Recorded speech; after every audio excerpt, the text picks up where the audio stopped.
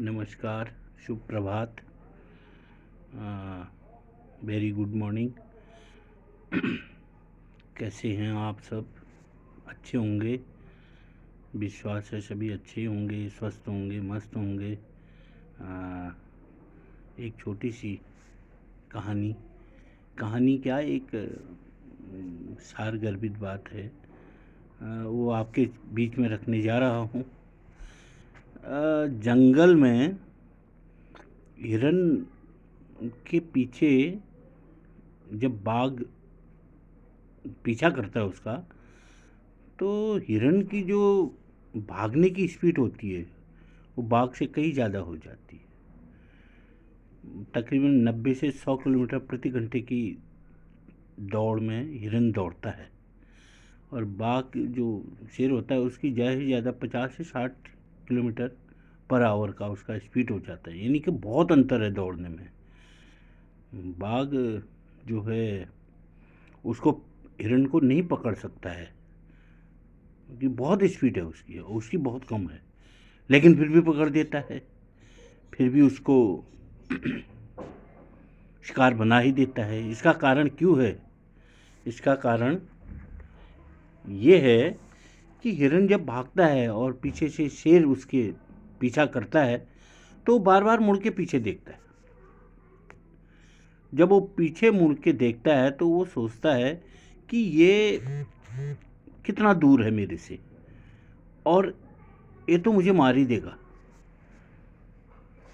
इसने मेरे दादाजी, मेरी दादी, मेरे पिताजी सबको खा गया है, मेरी भी बारी। वही सोच के भागता है, फिर पीछे देखता है, और वही उसकी मौत का कारण भी बनता है। बार बार अपने अतीत को याद करना, अपने पीछे देखना। तो ये इस कहानी से यही सीख मिलती है कि बार बार जब हम अपने जीवन के पास्ट को याद करते हैं, क्योंकि कहा है ना, कहीं एक अंग्रेजी में बड़ा अच्छा दृष्टांत दिया है किसी ने कि past is waste paper, present is newspaper, and future is question paper. So read and write it carefully, otherwise your life will tissue paper। तो कहने का भाव ये है कि बीती बातों पर ललचाना ये भी तो एक माया है। भावी सपनों में खो जाना, क्या होगा, व्हाट विल बी, क्या होगा, कैसे होगा, भावी सपनों में खो जाना, फ्यूचर क्वेश्चन, ये भी तो एक माया है।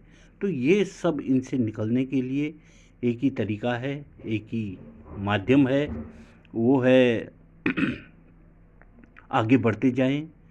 जीवन को सहज सरल बनाने के लिए बिल्कुल जो रिसेंट होते हैं, भूत का पश्चाताप होता है, भविष्य की चिंता होती है, कैसे होगा, क्या होगा। भूत की चिंता नहीं होती है, भूत तो हो गया, उसका पश्चाताप होता है।